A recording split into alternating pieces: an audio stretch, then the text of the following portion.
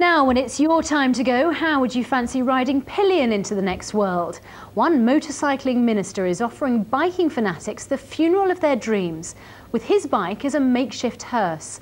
After a brush with death himself, Paul Sinclair decided to leave his church and set up in business as a specialist funeral director. And bikers are his best customers. It's not every day you see a man of the cloth on the back of a motorbike. Even less likely that you see a hearse bolted to the side.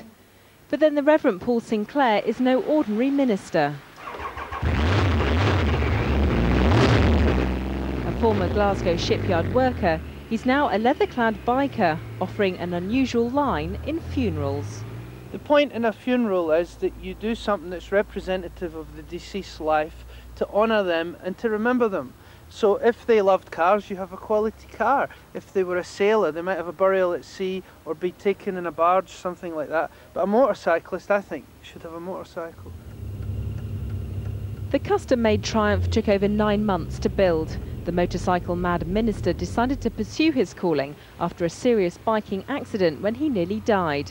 Setting up shop just outside of Leicester, he's already had a lot of interest. Meet 74-year-old Owen Brooks. These days he might be steadier on 3 wheels, but he still fondly remembers his youth on 2. When he heard he could reach his final destination on a bike, his mind was made up. I was an old motorcyclist in the 1950s, and since it's come about that there's a motorcycle hearse, I think it's quite a good idea, you know. Spoken to the wife about it and she's no objection. Driving license. All right, okay. The biking funeral is available to believers and non-believers alike. The minister has even had interest from riders living on the continent. I've never seen one. He might be called the faster pastor on account of his speed, but that doesn't mean to say the Rev Paul Sinclair is quick to get people to their final resting place. In fact, mourners can go on commemorative tours, which could include visiting the bikers' favourite haunts, including the pub. Whichever you prefer, really. Janet Hall's husband died suddenly last month. For him, heaven was a Harley. His wife sees nothing undignified about a motorcycle funeral.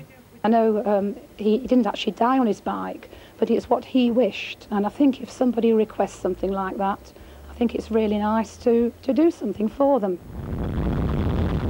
Bikers may be more than most know death could be round the next corner.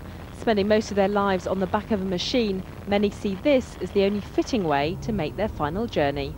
Helen Sims, BBC News. Now it's time for a weather forecast. Here's Sarah Wilmshurst.